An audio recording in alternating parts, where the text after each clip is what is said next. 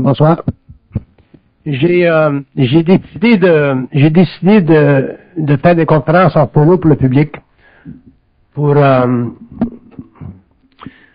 donner une chance au public de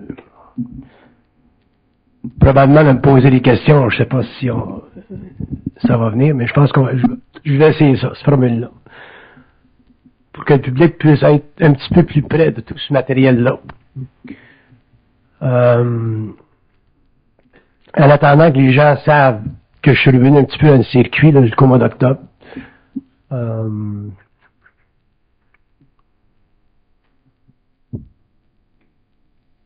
Essayer de bénéficier de ces conférences-là le plus possible, dans la mesure où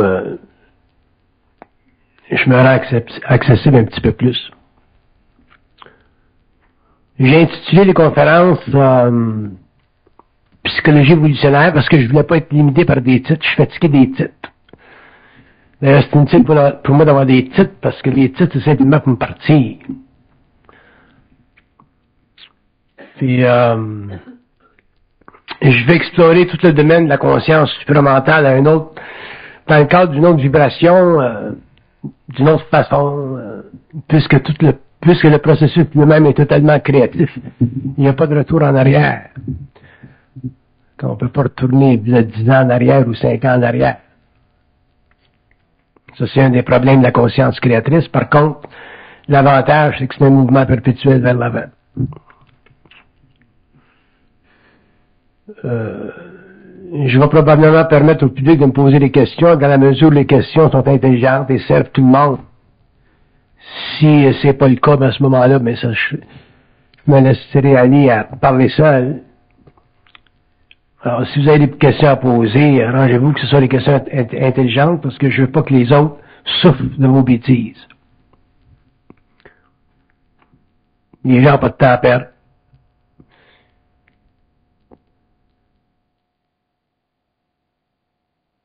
Il y a plusieurs façons d'approcher la psychologie évolutionnaire. La façon dont je vais l'approcher aujourd'hui, c'est pour permettre aux non-initiés, autrement dit aux hommes et aux femmes qui n'ont jamais réellement pénétré dans ce domaine-là, qui est très vaste, de pénétrer dans ce domaine-là sans fracas, sans souffrance. La psychologie humaine est très, très fragile. L'homme, sur le plan de son ego, est très fragile. Les connaissances de l'humanité qui sont très, très condensées sur le plan mental, ou même les connaissances systémiques, qui sont très condensées sur le plan mental, lorsqu'elles sont mises à la disposition de l'homme réflectif, de l'homme qui pense, surtout sur une planète comme la nôtre, ça peut être très très difficile au niveau de l'ego parce que ces connaissances-là, cette science-là, n'est pas conditionnée par le moi planétaire. Elle fait partie d'une restructuration du moi. Elle fait partie d'une canalisation d'informations à partir du plan mental, d'un plan mental systémique, très avancé d'ailleurs,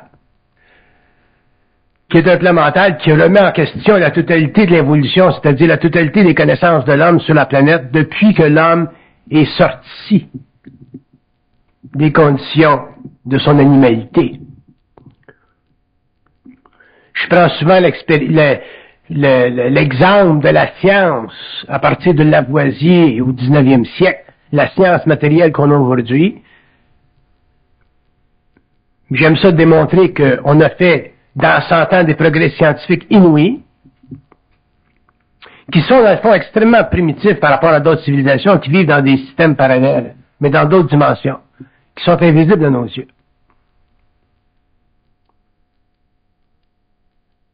Le phénomène de l'invisibilité n'a pas été résolu par la théologie chrétienne, n'a pas été résolu par la métaphysique ou l'occultisme occidental, n'a pas été résolu non plus par le mysticisme oriental.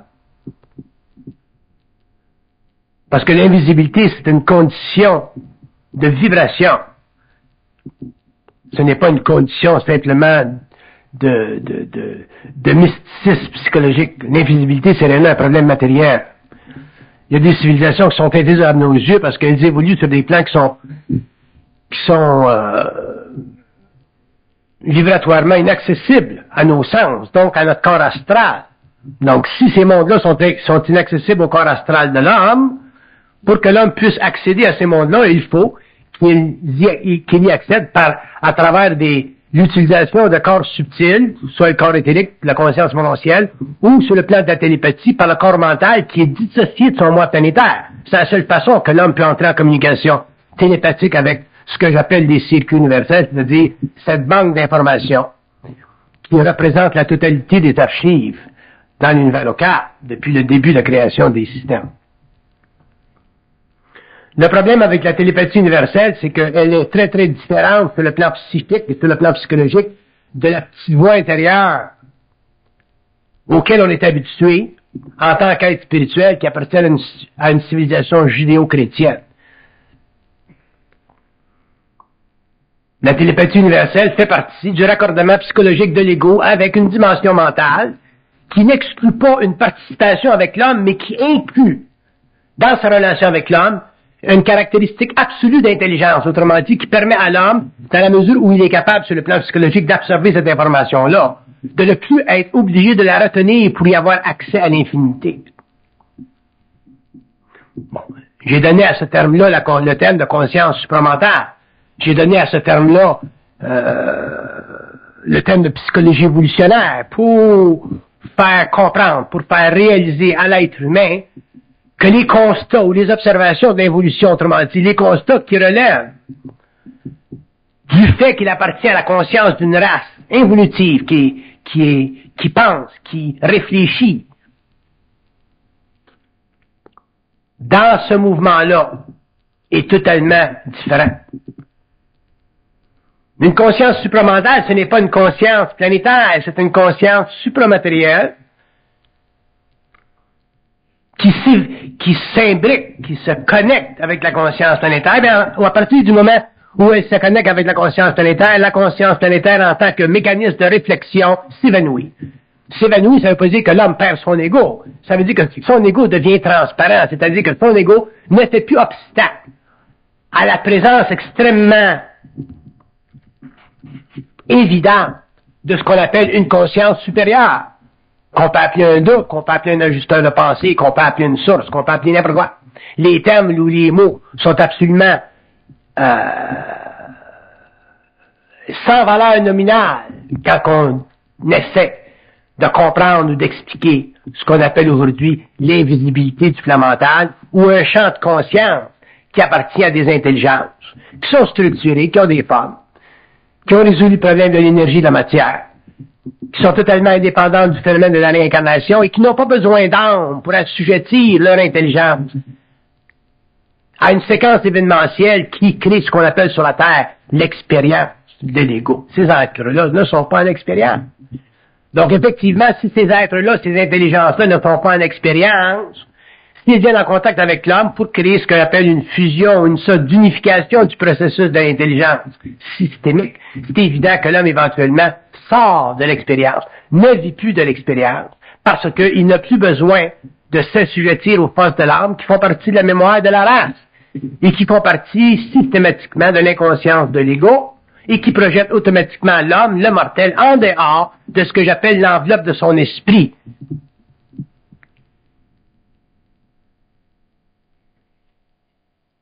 L'enveloppe de l'esprit, le terme que je donne pour faire comprendre à l'individu la relation totalement subjective et relative de sa conscience planétaire, l'enveloppe de l'esprit, c'est une frontière psychologique qui empêche l'homme de découvrir les mystères. C'est pas la fin du monde, les mystères, c'est pas la fin du monde d'être intelligent, c'est pas la fin du monde d'être voyant, c'est pas la fin du monde d'être en communication mentale avec des circuits universels. Par contre, il y a des lois, il y a des principes, il y a des fondations qui doivent être respectées parce que l'homme est essentiellement un être totalement abruti par le passé. Et quand je dis abruti, je veux dire qu'il pense. Penser, c'est déjà une forme d'abrutissement. Quand l'homme passera de la pensée qui est réfléchie, qui est un mécanisme de réflexion, à la communication télépathique, l'homme sortira finalement de son ignorance, donc l'homme pourra commencer à comprendre les mystères, pourra commencer à comprendre qu'est-ce que c'est la pensée, le moi planétaire, le moi universel, les forces systémiques, les civilisations extérieures, les trous noirs. L'homme pourra avoir une conscience de la vibration. L'homme pourra manipuler l'énergie de ses corps subtils.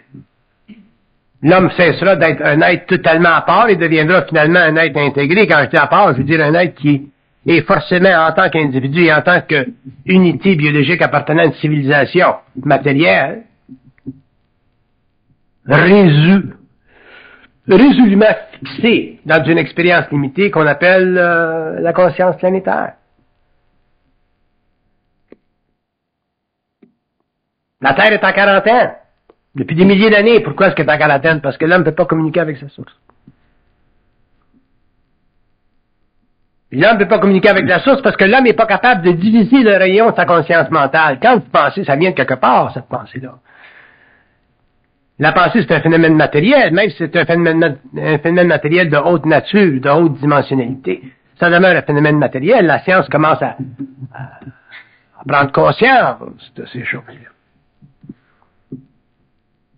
Mais le phénomène de la pensée en tant que phénomène de réflexion, c'est un phénomène qui empêche l'unité de la conscience parce que l'homme n'est pas capable de diviser son rayon. Autrement dit, l'homme est obligé de penser afin de pouvoir satisfaire sa conscience planétaire. S'il passait à un autre mode de communication qu'on appelle le mode de télépathie universelle, il sera obligé de diviser son rayon, c'est-à-dire d'éliminer une partie de son moi pour capturer une autre partie d'un autre moi, puis ça ne fait pas son affaire. On n'est pas tellement intéressé en tant qu'humains qui avons vécu pendant des siècles à l'intérieur de l'enveloppe de l'esprit. On n'est pas tellement intéressé à vouloir se laisser habiter par d'autres intelligences dont on ne connaît pas la provenance, le statut universel, la qualité vibratoire, l'origine du secteur, ainsi de suite. On veut savoir avec qui on parle. Fait que dans un sens, on peut pas blâmer l'homme pour ne pas vouloir communiquer par télépathie. Puis pourtant, il y a des êtres qui passent leur temps à dire, là, moi, j'ai ma petite voix intérieure, puis je parle avec ma petite voix intérieure. J'ai entendu une histoire aujourd'hui d'une femme là, qui est sortie de sa maison, une femme qui n'était pas nécessairement ni entraînée, ni intéressée à vivre des choses particulières. Elle est sortie de sa maison, puis quand elle est sortie de sa maison, elle a vu Michel Archange agenouillé devant elle, qui se battait avec Lucifer. Elle a paniqué. Qu'est-ce qu'elle a vu? Faut qu'elle sache qu'est-ce qu'elle a vu. Tu commences à croire ça, t'es fait à l'os.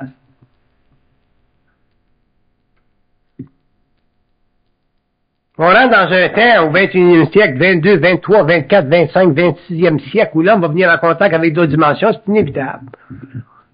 Dans la mesure où l'homme est spirituel ou chrétien ou whatever, l'homme va vivre une juxtaposition de sa conscience par rapport à des intervenants dans sa conscience planétaire qui vont se servir automatiquement de la mémoire de la race. Donc, sa façon de penser pour pouvoir se placer dans le champ de son expérience psychologique.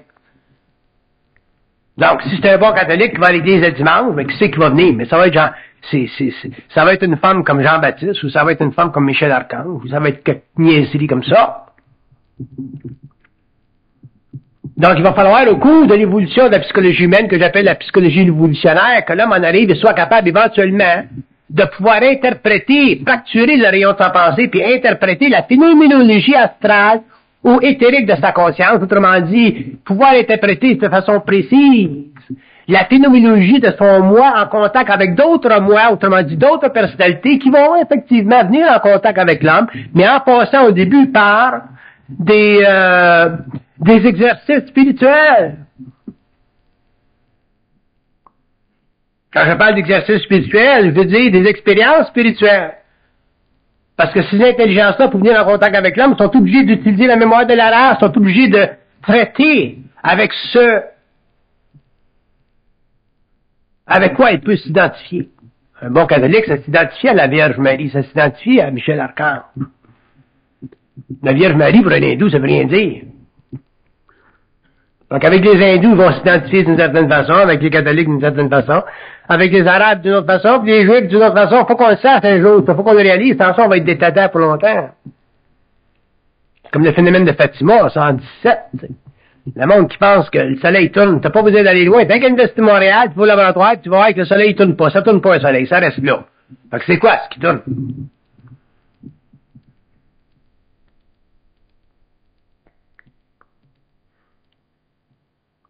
Fait qu'il y a des degrés de naïveté dans l'évolution de la conscience humaine, puis si on disait, si quelqu'un me demandait, mais qu'est-ce que c'est la psychologie évolutionnaire, qu'est-ce que ça sera, la psychologie évolutionnaire, qu'est-ce qu'on saura dans 200 ans, dans 50 ans, je ne sais pas, parce que plus l'homme va avancer, plus l'homme va réaliser que la psychologie évolutionnaire, c'est un processus d'exploration, de la multidimensionnalité de son mental universel. Donc, c'est illimité, cette affaire-là. C'est évident que ce que je dis aujourd'hui, c'est simplement de la petite bière comparé avec ce qui sera dit dans 50, 60, 70 ans. On est en dehors de la philosophie et des systèmes réflectifs. On sera en dehors de la psychologie pensante. On sera en dehors des théologies, des métaphysiques, puis des formes obscures de l'ésotérisme et de l'occultisme contemporain. C'est évident que, éventuellement, l'homme va être obligé de fracturer sa mémoire pour aller plus loin dans la conservation de son unité avec l'universel. Sinon, l'homme va perdre trace de sa réalité, puis éventuellement, l'homme ne pourra pas découvrir les mystères. L'homme ne pourra jamais répondre à toutes ces fameuses questions qui font partie de ses antécédents, puis de ces millénaires de recherche à travers des centaines et des centaines de systèmes qui doivent être éventuellement éliminés, parce qu'un jour, il faut que les hommes en arrivent à savoir la même chose. Qu'il y a des séparations dans la connaissance à partir de la Chine, de l'Extrême-Orient, du Moyen-Orient, de l'Europe, de l'Amérique du Sud, c'est totalement stupide. Ça fait partie de l'évolution. Un jour, que ça se unifie, ces connaissances-là. Quand ça sera unifié, à ce moment-là, on parlera plus de connaissances, on parlera d'un savoir universel basé sur la télépathie, autrement dit, l'information directe à partir d'un plan supérieur. Mais pour ça, il faut que l'homme dresse finalement le bilan de son ego. Puis dresser le bilan de son ego, c'est pas facile parce que on a l'impression qu'on est intelligent, puis je peux vous assurer qu'on n'est pas intelligent. Même si on a des doctorats, on n'est pas intelligent. Être intelligent pour vous autres, ça veut dire être capable de convaincre quelqu'un d'autre. Ça veut dire d'avoir suffisamment de puissance psychologique pour intervenir créativement dans un processus de discussion. Mais quand l'homme va rentrer dans une communication télépathique avec les circuits universels, avec un plan mental avancé, l'homme va s'apercevoir que doctorat, pas doctorat, quand tu rentres en contact avec des intelligences qui n'ont aucune notion de l'âme, qui sont pur esprit, autrement dit pure lumière, la qualité de votre intelligence qui a été statuée par les universités de votre monde, c'est absolument secondaire.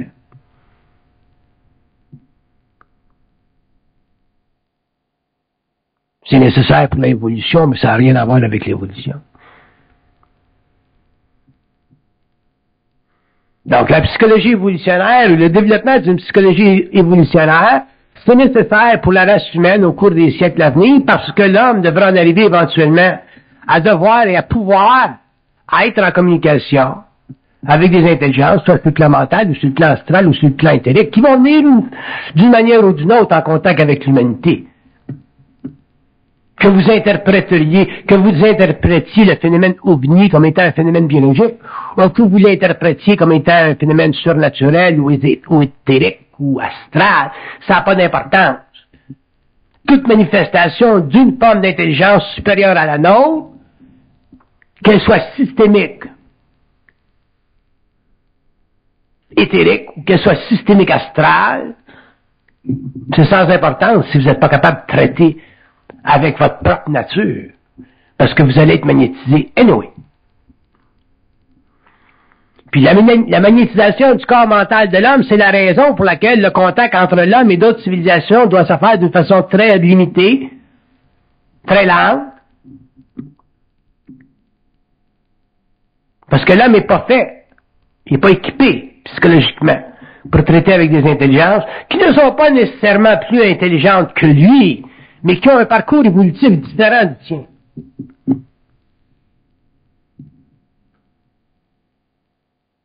Donc, ça deviendrait essentiel, éventuellement, au cours de l'évolution, que l'homme soit capable de faire un partage objectif entre ce qu'on appelle aujourd'hui des civilisations qui viennent d'autres mondes, d'autres dimensions, qui sont invisibles à nos yeux maintenant,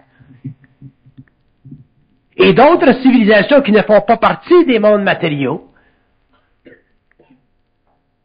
qui n'ont pas de corps chimique,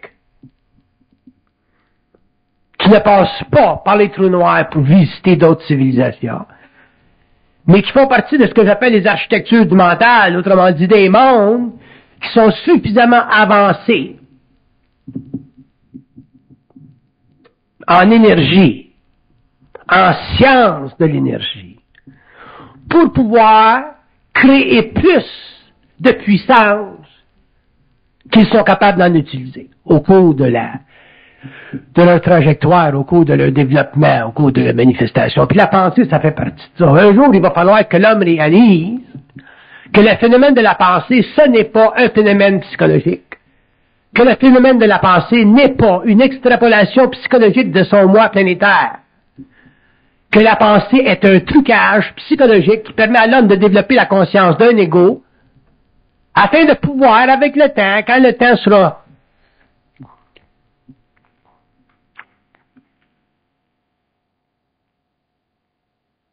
plus près de sa conscience, afin d'indiquer qu'effectivement la pensée c'est un dédoublement de son être systémique. Mais que la conscience, là, ou la réalisation que la pensée ou notre pensée est un dédoublement de notre être-té systémique, ça nous agace. Parce qu'on a été habitué pendant l'évolution à penser, donc à réfléchir sur soi-même. Et quand on réfléchit sur soi-même, on est obligé de prendre conscience de soi-même. Mais la conscience qu'on prend de soi-même n'est pas une conscience de soi, c'est une conscience astralisée par d'autres intelligences qui créent dans notre mémoire personnelle, c'est-à-dire dans l'âme, des réflexions, des mémoires, qui, une fois qu'elles sont accumulées pendant un certain nombre d'années, cristallisent une certaine énergie que j'appelle l'énergie mentale et donnent à l'ego ce que j'appelle une personnalité. Mais ça, c'est pas l'homme réel, c'est pas l'homme intégral. C'est simplement une particularité des lois systémiques qui invitent l'homme à regarder dans l'infinité de sa conscience pour ne percevoir que la finité de son moi. Donc, ça nécessite une psychologie évolutionnaire pour détruire les fondations réflexives de la conscience du moi planétaire, puis finalement amener l'homme à pouvoir conserver constamment son énergie au niveau du mental et au niveau du corps émotionnel, donc de son corps astral, afin de pouvoir structurer un autre véhicule que j'appelle le véhicule éthérique, qu'il pourra utiliser une fois qu'il sortira de son corps matériel pour finalement explorer les mondes systémiques, cesser de retourner à ce qu'on appelle techniquement aujourd'hui le monde de la mort, qui est simplement un monde en suspension qui retient les archives des personnalités mortelles désincarnées pendant un certain temps, jusqu'à temps que la planète ne serve plus à l'évolution d'une race pensante. Donc l'homme, à ce moment-là, commencera son évolution jupitérienne, et à ce moment-là, les planètes qui sont dans le système solaire ne serviront plus de mesure vibratoire, autrement dit, de mécanisme cosmique pour mettre en vibration l'âme que vous retrouvez dans les annales astrologiques de l'évolution.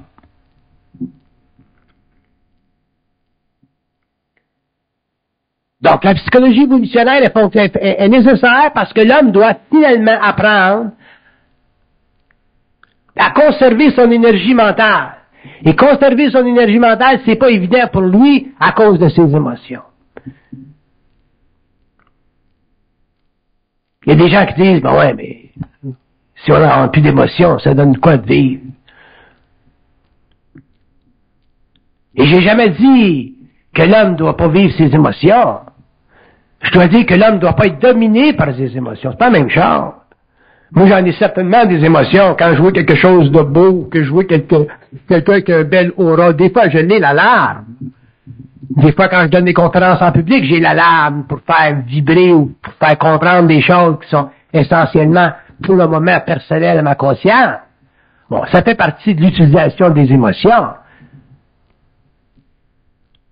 Mais l'énergie émotionnelle ne doit pas retarder l'évolution de la conscience mentale de l'homme, ne doit pas retarder l'évolution de son intelligence, et ne doit pas servir les forces astrales qui sont désincarnées, qu'on appelle les entités astrales, et qui utilisent ces énergies-là pour se matérialiser à travers l'individu, à travers ce que vous appelez des pensées totalement subjectives.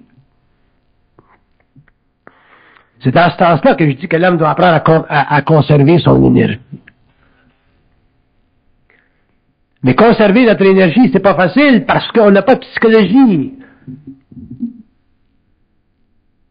On commence à développer une psychologie qui est foncièrement unique dans le monde occidental, puis qui est très très restreinte au niveau de la géopolitique de la planète, parce que ça fait très peu d'années que c'est lancé cette conscience-là, qu'elle est en pulsion.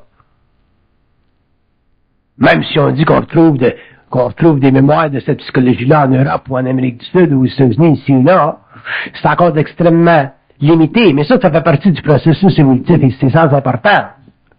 Ce qui est important, c'est que cette psychologie-là existe dans le monde et que les hommes éventuellement y accèdent ou puissent y accéder facilement. Peut-être qu'un jour, ça ira sur l'Internet, cette psychologie-là, donc ça facilitera l'exposure ou le contact avec d'autres humanités, d'autres hommes.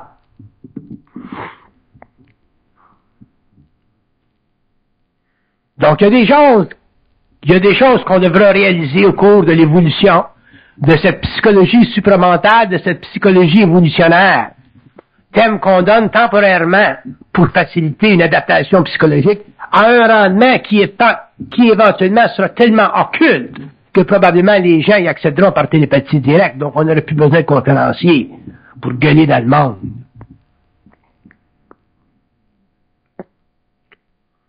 Mais avant que l'homme puisse bénéficier des archives universelles par télépathie directe, il va falloir qu'il soit capable au niveau de sa pensée de fracturer son rayon, autrement dit d'apprendre et réaliser que son moi n'est pas prédestiné à une caractéristique unique de sa personnalité. Que son moi n'est pas basé sur le je, mais que sa conscience est basée sur la juxtaposition du je et du tu. Vous ne pouvez pas vous adresser à une personne dans le je, il faut que vous vous adressiez à une personne dans le tu. Si l'homme ne donne pas à des intelligences parallèles la chance ou l'opportunité de communiquer avec lui dans le mode du tu, l'homme ne pourra jamais fracturer sa pensée. L'homme ne pourra jamais fracturer son rayon, donc il demeurera toujours cloisonné par la conscience psychologique de son je, donc il sera forcé d'interpréter la réalité en fonction de son moi planétaire qui structurellement est impuissant à aller dans les archives universelles, parce que c'est des lois vibratoires. Les territoires occultes, les territoires psychiques, les mondes qu'on appelle aujourd'hui les architectures mentales, sont des mondes qui sont protégés par des lois de la pensée. Faut que l'homme accède à des niveaux de pensée supérieurs pour rentrer dans ces mondes-là. C'est un petit peu comme votre char. Vous voulez rentrer dans votre char, faut que vous payez un petit piton, ça va être ding, ding, ding, ding, la porte se rouvre. Il y a des systèmes de protection. Au niveau des archives universelles, c'est la même chose. Les archives universelles sont protégées par des taux vibratoires de la pensée, et plus le taux vibratoire de la pensée humaine s'élèvera, plus l'homme pourra rentrer dans des archives, plus l'homme deviendra télépathe, et plus l'homme automatiquement pourra se libérer de la fameuse petite voix astrale qui fait partie de son contact avec des entités qui sont désincarnées dans le monde de la mort, puis qui font croire toutes sortes de choses depuis des siècles, qui sont la Vierge Marie, qui sont Michel Archange, qui sont ci, qui sont ça, et qui nous prennent pour des cons. Il y a un grand phénomène dans le monde présentement. Il y avait un article dans Paris Match dernièrement. Ils ont même donné un terme à ça. Ils appellent ça l'angélologie. Puis il y a des spécialistes de ça. J'ai vu des portraits de femmes là, totalement perdues, là, éberluées. Là. Des spécialistes de l'angélologie. Imagine-toi que ça va être cute tout à l'heure. Il y en a une, elle a à peu près 500 petites statuettes de ses anges là, dans la maison. Imagine-toi que c'est cute tout à l'heure. Ça va être lui de faire venir Allied Van Lines puis déménager ça. Là.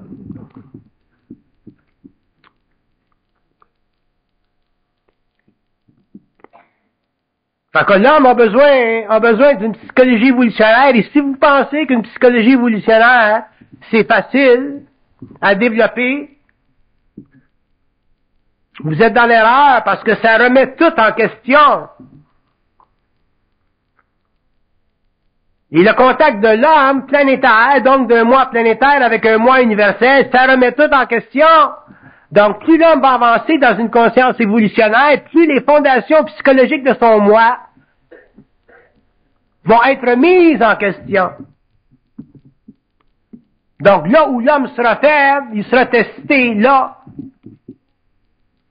Ou là où l'homme sera fort, ben, ça fera partie de son processus d'avancement. Mais c'est évident que l'homme, dans le développement d'une psychologie évolutionnaire, sera obligé de reconstituer son moi pièce par pièce, parce que son moi, pièce par pièce, sera rendu de plus en plus transparent, donc forcé à une réévaluation, par rapport à des événements qui commenceront lentement à comprendre, mais qui n'aura pas nécessairement complètement saisi.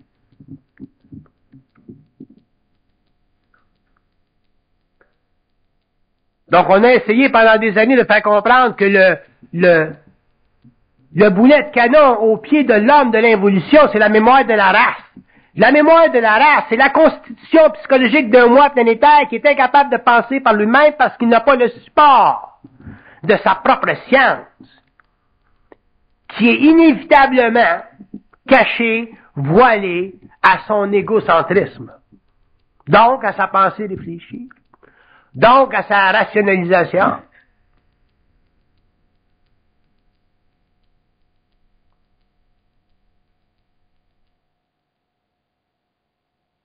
Si l'homme n'est pas prêt à prendre conscience et à réaliser instantanément qu'à partir du moment où il est débalancé dans ses énergies, c'est à ce moment-là qu'il a la chance de se réintégrer à un autre niveau pour pouvoir finalement, graduellement, petit à petit, en arriver à comprendre le processus créatif de cette nouvelle psychologie-là. C'est pour ça que la conscience de la race, ça sera le terrain le plus travaillé de la conscience humaine, que vous soyez chinois, européen, africain. Si l'homme est appelé, est amené à développer une conscience supérieure, autrement dit, à dédoubler le rayon de sa pensée pour pouvoir finalement vivre ou expérimenter une télépathie avec des intelligences qui sont systémiques, qui sont prescientes. Il va falloir qu'ils se réajustent au niveau de l'ego. Donc, il y a des principes de base dans une psychologie évolutionnaire. Il y a des lois fondamentales, et l'homme ne pourra pas passer à côté parce que ces lois-là font partie du contact éventuellement entre des plans supérieurs et l'humanité. Qui, quand, comment sera contacté par ces mondes-là? Ça, c'est totalement inutile d'y penser parce que ça fait partie des expériences individualisées des âmes à travers le monde. Fait que le problème n'est pas tellement le contact avec des mondes parallèles, le problème c'est comment l'homme ne sera pas magnétisé par les mondes parallèles. J'ai pas de problème avec le fait que des individus, des jeunes, des gens spirituels qui vivent dans des pays sous-développés ou dans des pays non industrialisés viennent en contact avec des projections comme la Vierge, qui leur parle, qui les mettent en transe. Mais ce qui me dérange, c'est que des jeunes ou des hommes, dans le futur, ne soient pas capables d'intervenir créativement dans le processus de connexion avec l'humanité. Ça me dérange parce que je sais qu'à partir du moment où l'homme est magnétisé dans son mental, il est possédé. Et un être qui est possédé n'a aucun pouvoir. Il devient un outil, il devient une extension des énergies astrales. Et même si la projection astrale est le produit d'une technologie systémique avancée, l'individu, lui, en tant qu'observateur, en tant que personne qui vit l'expérience, ne peut pas bénéficier du contact avec les intelligences systémiques, parce que la mémoire de la race, donc sa culture judéo-chrétienne, interfère avec la manipulation de retour de l'énergie. Quand un homme vient en contact avec une matérialisation, que ce soit sur un plan ou sur un autre, l'homme doit automatiquement contester la matérialisation. Faut qu'il la conteste. Pourquoi est-ce qu'il doit la contester? Il doit la contester pour s'assurer qu'elle est sous son contrôle. C'est-à-dire qu'elle se manifeste à lui sans apparence, sans voile. Si l'homme n'est pas capable, pour des raisons spirituelles, à cause de la mémoire de la race, d'intervenir d'une façon catégorique lorsque une projection astrale se manifeste chez lui, comme la Vierge dans une église, ou dans le cas de la personne que je vous citais tout à l'heure, à ce moment-là, il est fait à l'os, puis automatiquement, il va servir de catalyse spirituelle pour l'humanité, comme Fatima l'a été, ou Medjugorje aujourd'hui en Europe. Ou il va servir de catalyse pour sa propre expérience spirituelle et d'autres autour de lui, dans le cas des individus qui ont contact avec des matérialisations astrales. L'homme doit en arriver à être parfaitement intelligent. Mais parfaitement intelligent, ça veut dire être capable de se soustraire des influences qui viennent de la pensée, qui sont structurées par des intelligences qui appartiennent à d'autres mondes et qui ont depuis très très longtemps résolu le problème de l'énergie et de la matérialité, qui peuvent facilement passer d'un espace-temps à un autre, d'une dimension à une autre, rencontrer l'homme sur un terrain qui lui semble spirituellement propice, mais qui, au niveau de l'évolution de l'humanité, au niveau de la sortie, de l'élimination de la contrainte contre l'humanité que j'appelle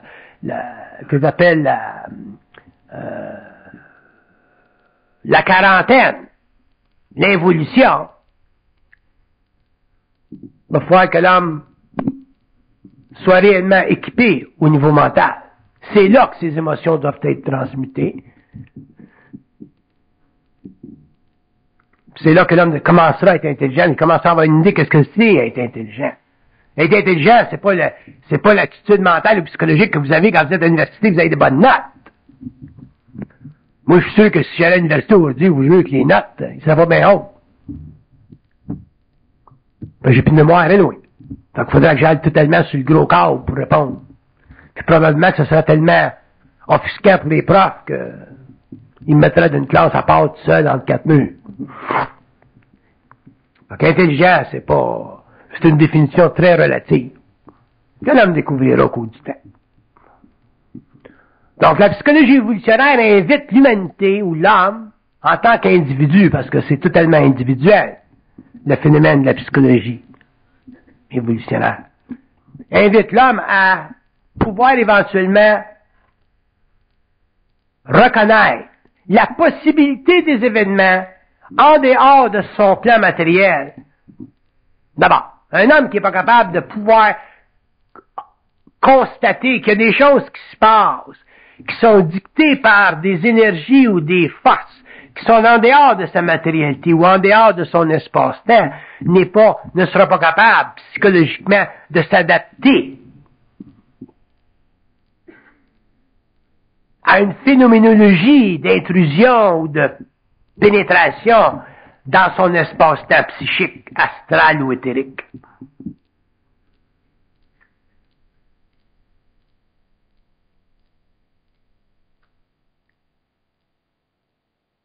Si l'homme passe de l'involution à l'évolution, ce qui est le cas, qu'on le croie ou qu'on le croie pas, qu'on le veuille ou qu'on le veuille pas, l'homme passe et passera de l'involution, c'est-à-dire d'un état psychologique catatonique à une évolution, c'est-à-dire un état psychologique très très avancé où il aura la capacité en tant qu'égo conscient de remettre en question la totalité de sa culture.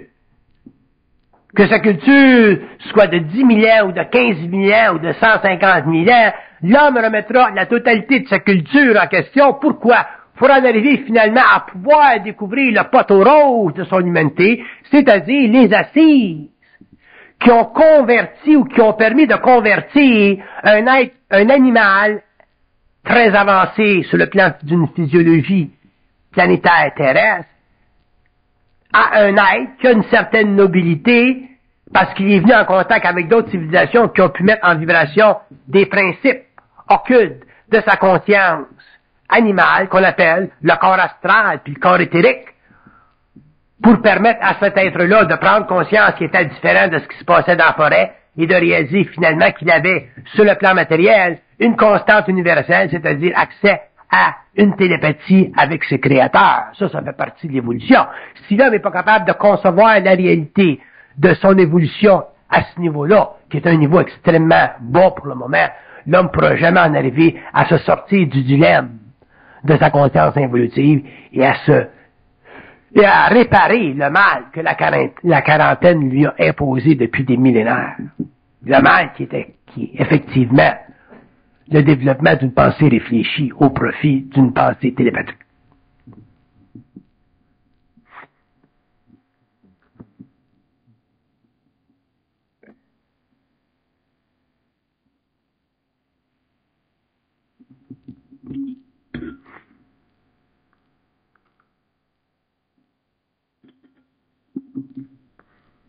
Si on regarde la psychologie évolutionnaire dans 200 ans, qu'est-ce que ça va être dans 200 ans? Comment est-ce qu'il va être le moi de l'homme dans 200 ans?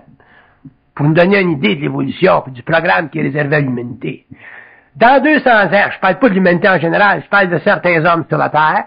Dans 200 ans, l'homme sera capable de se dédoubler à volonté, c'est-à-dire qu'il pourra sortir de son corps matériel sans le support de son corps astral. Ça veut dire que l'homme demeurera vivant, conscient, il n'aura aucun besoin d'un cordon ombilical pour voyager dans le cosmos local ou dans le système pluraliste de l'univers gouverné par des intelligences avancées. Donc, dans 200 ans, l'homme sera capable, finalement, de retourner à la source, non pas nécessairement ou seulement de sa pensée, mais à la source scientifique de sa progéniture, qui, il y a plusieurs années, est venue sur la Terre pour tester la viabilité d'une conscience biologique en relation avec une science qui leur appartient depuis très très longtemps, pour voir s'il était possible de créer sur une planète extrêmement éloignée de ces mondes-là un paradis, c'est-à-dire un environnement suffisamment harmonieux pour que l'être soit capable de bénéficier des formes animales et plantaires et minérales qui ont été progressivement mises à sa disposition depuis des milliards d'années, au lieu de vivre dans des environnements extrêmement rigoureux, extrêmement électrifiés, extrêmement arides, mais qui sont composés à volonté par des intelligences qui utilisent l'énergie éthérique pour se donner un environnement à la mesure de leur puissance. Donc, la différence entre la Terre et d'autres planètes, c'est que la Terre a des royaumes, alors que dans d'autres planètes, l'homme est obligé, les intelligences sont obligées de se créer leur propre royaume. Et se créer des royaumes pour ces civilisations-là, c'est une tâche qui est très ardue parce que ça demande énormément d'énergie, alors que la Terre est la cause de ces conditions actuelles, est une planète où les royaumes étaient déjà prêts lorsque l'homme a été finalement élevé au statut d'homme, autrement dit séparé du royaume animal qui devait servir de réserve biologique pour l'utilisation de ces scientifiques-là qui sont venus d'ailleurs. Donc, dans 200 ans, l'homme pourra reconvertir sa mémoire, pourra retourner dans le passé, pourra retourner à l'origine des temps qui ont servi à la construction de son corps éthérique, de son corps astral et de l'élévation de son corps mental, et de pouvoir finalement retrouver ses ancêtres, c'est-à-dire les êtres qui ont partagé avec lui une certaine destinée, mais qui deviennent de plus en plus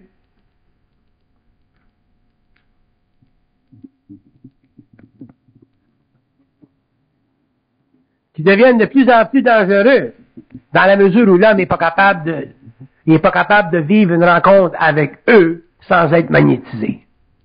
Donc, ce que je veux dire, c'est qu'un peu comme dans nos familles, nos enfants, les enfants deviennent plus grands que les parents, les disciples deviennent plus grands que les maîtres. Un jour, l'humanité deviendra plus grande, plus importante, plus imposante, plus intelligente que des êtres qui, par le passé, ont servi à créer sur la Terre l'incubation d'une nouvelle race. Pourquoi? Parce que l'homme aura un corps morontiel. Pourquoi? Parce que finalement, la fusion, c'est-à-dire l'électrification universelle de sa conscience, l'élévation de son moi planétaire à un moi universel, par l'injection constante dans sa conscience d'une télépathie, autrement dit d'une promesse, ou d'une capacité d'intervenir créativement dans l'étude des mystères, donnera à cet homme-là de la Terre une qualité prépondérante, c'est-à-dire une conscience jupitérienne. Une conscience jupitérienne, c'est une conscience que la capacité d'intervenir créativement dans la réorganisation des archives universelles et qui donne à toutes les humanités ou à tous les hommes qui ont cette capacité de sortir de leur corps matériel en conscience morontielle, le droit, l'unique droit, de changer le statut de l'humanité. Donc, probablement, lorsque l'homme aura une conscience jupitérienne, l'homme sera capable de changer le statut de l'humanité, et c'est à ce moment-là que la quarantaine sur la Terre sera éliminée, et qu'il y aura effectivement des changements aberrants sur la planète. Des changements suffisamment catastrophiques pour forcer des exodes, forcer des redistributions de population, forcer des retours, et finalement amener l'homme à prendre le contrôle de sa propre destinée, ce qui n'a jamais été le cas pendant l'évolution, et ce qui faisait partie de la programmation originale de sa naissance sur la Terre, en tant qu'espèce consciente, et en tant qu'âme animée par ce qu'on appelle un ajusteur de pensée, c'est-à-dire une source.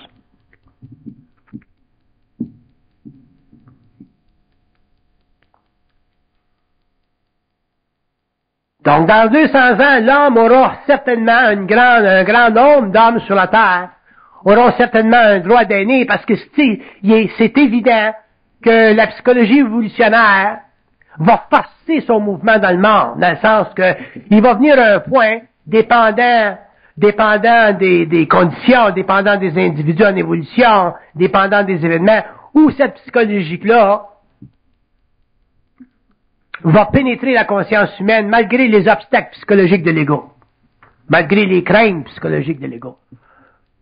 Pour la simple raison que cette psychologie-là ne fera pas partie de l'homme, n'appartiendra pas à l'homme, et sera simplement le résultat de sa participation créative universelle à un processus d'information qui fait partie de la systématisation de son moi, donc de la révélation de son être, donc de sa capacité d'intervenir créativement dans la mise en observation de ce qu'on appelle les mystères, c'est-à-dire le développement d'une science créative, objective, appartenant à tous les hommes, compréhensible de la part de tous les hommes, et surtout compréhensible des entités astrales, des entités qui se morontialisent sur le plan électrique du mental.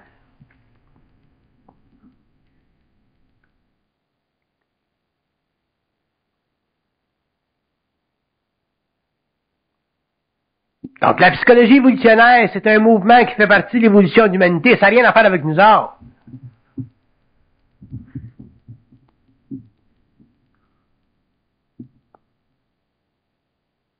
Ça fait partie de la relocalisation psychique du moi humain. Puis le moi humain, le moi de l'homme, son moi planétaire, son moi, sa personnalité doit être relocalisé, c'est-à-dire réinvité à pouvoir prendre possession de ses attributs.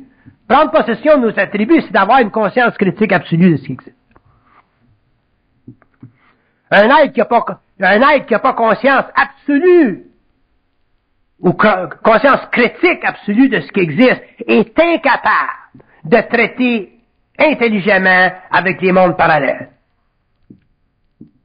Quand je parle de monde parallèle, je parle de n'importe quelle manifestation parallèle, que ce soit par les subterfuges de l'astral, spirituel, à caractère judéo-chrétien, ou que ce soit d'intervention directe d'OVNI dans le monde, si l'homme n'est pas capable d'intervenir, si l'homme n'a pas une capacité de développer une critique absolue au niveau de son moi planétaire, l'homme n'est pas capable d'intervenir dans ces expériences-là, de corriger les perceptions et de finalement entrer en relation psychique avec des niveaux d'intelligence qui sont valables, dans la mesure où nous autres, on se fait pas chier.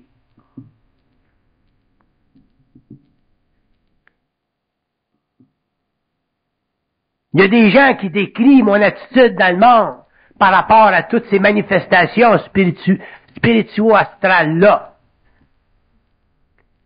La Vierge qui se manifeste, Michel Archange qui se manifeste. C'est bon pour l'homme, ça.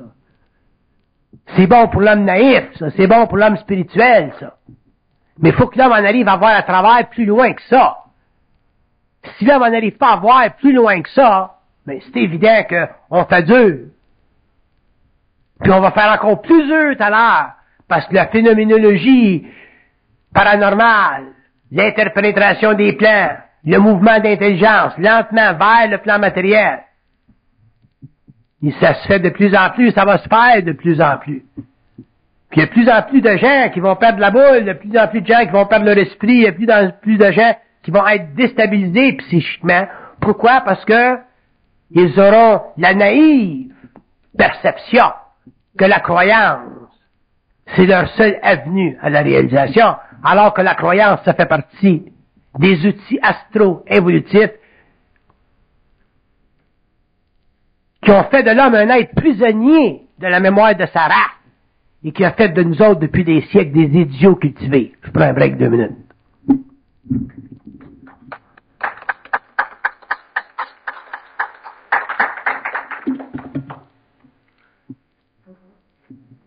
Deux minutes.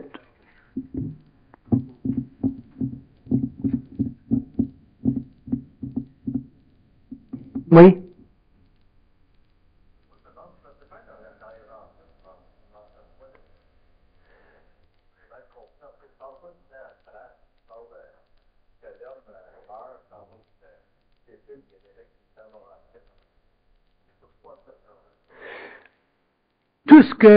Tout ce qui existe de connaissances sur la Terre, il faudra éventuellement que l'homme, par lui-même en tant qu'individu, en arrive à pouvoir extrapoler, parce que la connaissance qui existe sur la Terre comme connaissance, c'est nécessaire pour l'évolution de l'homme, de l'involution. Il y a des choses, aujourd'hui, quand je dis aujourd'hui, là, disons que il y a des gens aujourd'hui qui, s'ils liraient la vie des maîtres, ils trouveraient ça un petit peu spirituel. C'est dépassé, la vie des maîtres. Bon, pour nous autres. Mais, pour l'humanité, la vie des maîtres, c'est un livre extraordinaire. Il y a des livres qui ont servi à l'évolution de l'homme. C'est comme l'Obsangrampa, ça, là, je sais pas, moi, 15 ans, 20 ans. Même ma mère a lu ça, tu sais. Ma mère va certainement pas aller sur le plan morontiel tout de suite, tu sais. Fait que, ce qui existe dans le monde est nécessaire, ça fait partie de l'évolution des systèmes, ça fait partie de l'évolution de la pensée, ça fait partie des rythmes de conscience et de conscientisation. On ne peut pas se permettre d'évaluer une œuvre par rapport à une autre, de critiquer une œuvre par rapport à une autre. On doit prendre toutes les œuvres et réaliser qu'elles ont une importance et qu'elles ont aussi une chronologie au niveau de l'évolution. Mais, à partir du moment où l'homme sera dans sa conscience individuelle, à ce moment-là, l'homme pourra prendre une position par rapport à tout ce qui existe au niveau de la mémoire de la race et garder ce qui fait son affaire et extrapoler si c'est nécessaire ou lui-même complètement renverser ce qui existe pour aller plus loin dans l'établissement des mouvements de sa conscience pour la découverte des mystères. C'est un petit peu ça la situation et la réponse à votre question. Tout est vibratoire. Quand vous êtes rendu à écrire des livres comme ce livre-là, les gens qui ont écrit ce livre-là, l'ont écrit en fonction de la vibration. La vibration, c'est déjà un code qui leur permet d'entrer à un certain niveau des archives universelles.